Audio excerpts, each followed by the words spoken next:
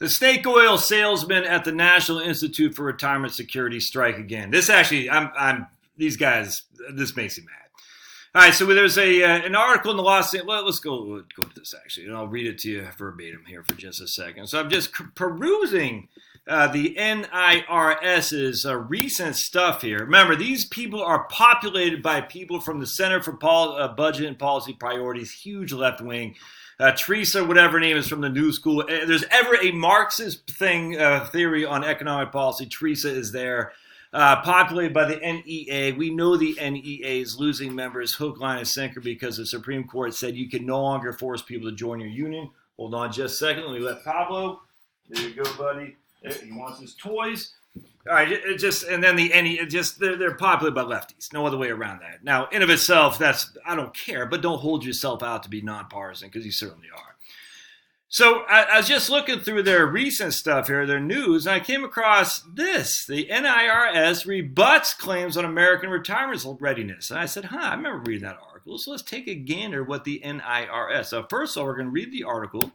We're going to go back, and we're going to show you how misleading and uninformed, if not outright dastardly, is the NIRS. All right, so this is from Josh McGee. It's vogue to catastrophize, whatever that is, about the state of retirement savings in the United States. Pundit and academics often cite the average 401k balances from surveys as evidence that the U.S. is facing a looming savings crisis. Some go even further to claim that the 401k system itself is the cause. Who did that? Vox. Okay. The reason usually goes something like this. Back in the good old days, workers were covered by pensions, which offered workers lifetime payments and retirement, blah, blah, blah. Then in 1978, Congress created 401k accounts in which workers accumulate savings through retirement savings and personal accounts based on their own annual contributions called defined contributions plan. And then that decimated worker security. That's what they're trying to say. The pensions were the good old days where everyone had them, everyone was fine, and blah, blah, blah. Even though you're a slave labor, essentially, because if you did not stay at that firm long enough, you didn't get any pension. There's no freedom in pensions. I'm not saying pensions are bad, but let's not freaking mince words. To get a pension, you have to stay at your job for a certain amount of years. There's no other way around that. Now, if you like the job, more power to you. But what if you hate it? That's where healthcare was. Healthcare, you had to stay at your job for a certain amount of time, or else you had no healthcare. And a lot of people in their mid 50s and 60s are in that same boat. And that's where Kevin Drum from the far left, Mother Jones, would say, stop focusing on the retirement crisis that isn't there. The retirement crisis is manufactured by Wall Street firms. Stop focusing on it. Focus on the real thing, which is healthcare. I completely agree with that. I think we disagree how to get there, but I agree with it. It's the healthcare for people mid-50s. Nuts. Employers, okay. Given the ubiquitous claims of retirement crisis, we should expect to see big changes over time in retirement plan coverage, participation, and savings. To qualify as a crisis, the situation today should be dramatically different than in past decades, but that's not what the numbers say. Retirement plan participation and savings rates have been relatively stable for the last 40 years. They say it right here, just like my man Kevin Drum, the far lefty. Raising a furor over a non-existent retirement crisis is diverting attention away from other important issues. Yep. In 1979, nearly 40% of private sector workers participated in a defined benefit plan. That's less than half of private sector workers participated in a pension plan. Fewer than 20% participated in a DC plan. That's a 401k, 457, TSP, 403B. That same year, 45% of private sector workers participated in at least one employer-provided retirement plan. So that same year, 45% of private sector workers participated in at least one employer-sponsored plan. More than 30 years later, participation by plan type has shifted significantly. In 2011, 15% were enrolled in a defined benefit plan pension, and more than 40% were in a DC plan. But the overall participation rate stayed the same, 45%. Boston College's Center for Retirement Research, for which Alicia Munell is on that. She's running that, and she happens to be on the board of directors from the NIRS too. Documented a similar study 1989 to 2016. The shift to DC plans has not resulted in fewer workers participating in retirement plans. Retirement plan participation is probably better than those figures indicate. Recent research by the SSA suggests that retirement plan participation rates that rely on surveys of workers, like those cited by the EBRI, are likely underreported. According to the BLS, which surveys employers, more than 70% of workers have access to a plan and 55% of them participate. Research also suggests that Social Security will provide an adequate or close to adequate retirement for those who don't participate or have very low earnings. I'm researching my own doggone book.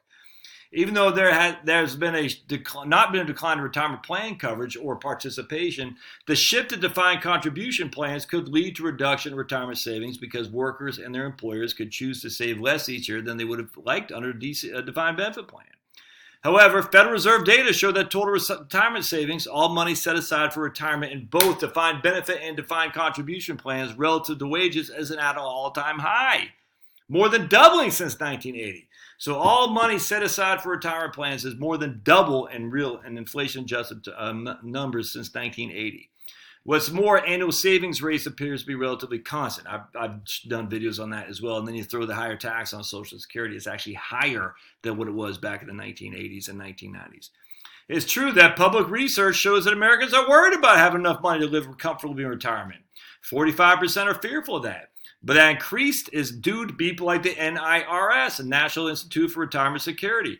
In a Gallup poll, nearly 80% of retirees reported living comfortably. And the federal government showed that retiree households' income has risen significantly over the last 30 years. The fact that 8 in 10 retirees report being financially okay and retirement incomes are rising should be a clear indication that we're nowhere near a crisis. Let's see. We talked about some of the things I need to talk about. All right, this is Josh McGee at the Manhattan Institute. All right, so now we need to get beyond the doomsday approach to retirement savings policies so that we can pragmatically tackle the real issues at hand, which is healthcare. All right, so that's him. I like that. I'm a big fan. Don't know who Josh McGee is, but I do like that. So let's read what the whole letter states here. All right, it's just fraud, man. It's fraud. I despise this. The retirement crisis facing America it's awesome because the teachers' unions are losing members because they can't force participation anymore. So they're freaking out, man. And that's why I'm wondering if this guy, Dan Doonan, who's only been executive director since March, I wonder if he's in the NEA, and they said, we got to cut back. And I tell you, let's look at this, actually. NEA is big on the National Institute for Retirement Security. And NEA is a huge lefty group, certainly more than just proposing for benefits teachers. They're America's largest labor union, representing nearly 3 million employees. It exercises enormous political clout in everything from contract and negotiations to issue advocacy and lobbying. 97%, he donated $143 million to federal candidates and committees, 97% which supported Democrats and liberals from 1990 through 2019. Is deeply entangled in state and local politics and is a major contributor to leftist-center nonprofit organizations. So they go down here to show you some of the things that they're advocating for. Political activity right here. They donate generously to Democratic political campaigns as well as various leftist-center orgs. This trend to active engagement in politics increased rapidly after the 60s as states began required school districts to collectively bargain with NEA and other unions. The general election, they show you that they gave to Sanders $20,000, to Hillary Clinton $107,000. I mean, just nuts. Left. These guys are crazy, man. They give to Center of America Progress, that's John Podesta's group, Big Libs.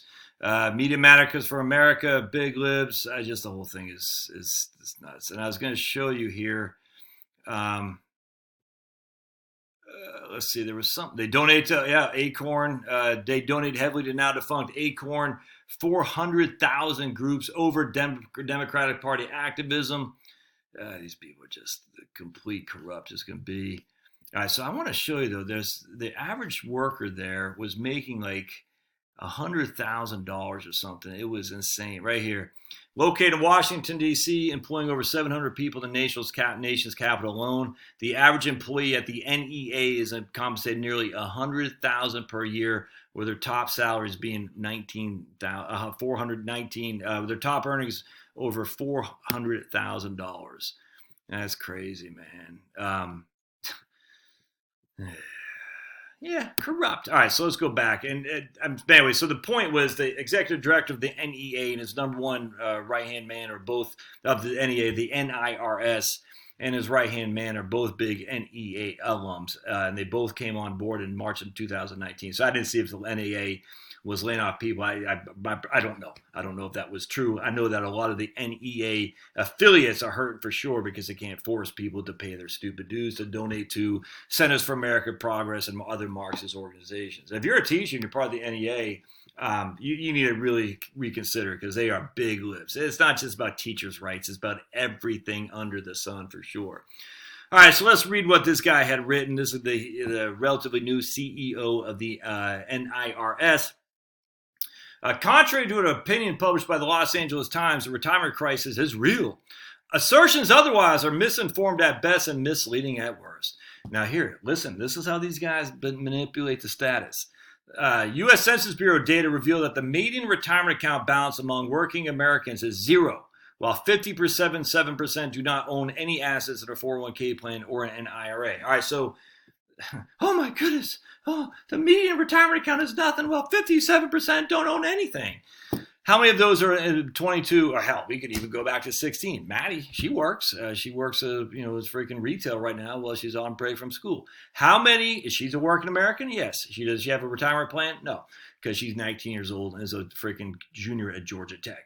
How many of those people are working, freaking bartending stuff, or working Americans don't have a 401k plan, or they're at college, they're just getting their whatever, they're sowing their oats and whatnot. They're not in their professional job as 30 years old. And so to say the median retirement account balance among working Americans is zero is inherently misleading. It doesn't say anything because you got to take out those people who are, say, 16 to 25, because inherently they don't have any money. They haven't put anything away. And how many of them have freaking huge student loans, by the way, for a crappy old degree?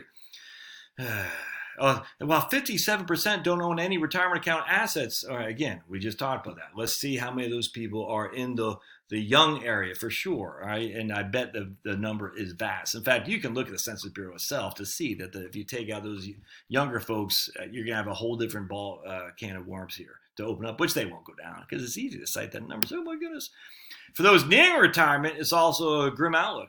68% of individuals 55 to 64 only have retirement savings of less than 1 times their annual earning, which they'll have to make last for decades. Well, again, how much is their annual earning? That doesn't say anything. Now, look, we would like to have more. Absolutely. But that doesn't mean anything because they might have pensions. They might not have any debt. We don't know what is going on there. But to say 68% of individuals 55 to 64 have retirement savings less than 1 times their annual income, I'm sorry.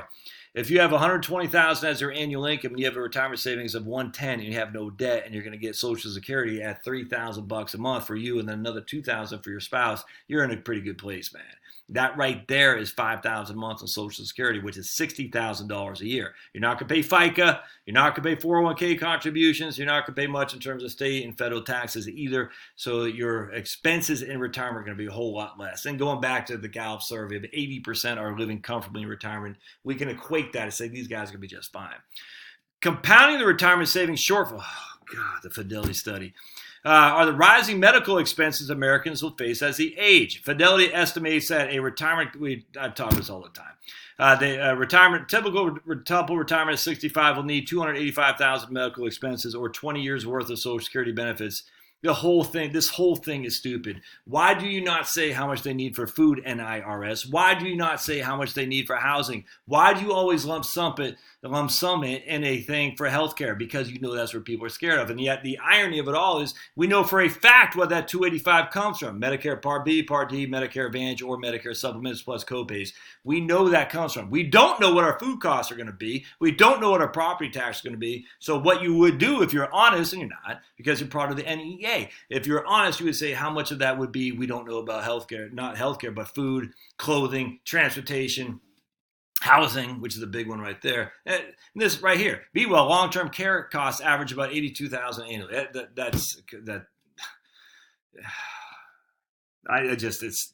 It's infantile. This is infantile. And anyone with an eye can see how corrupt these people are.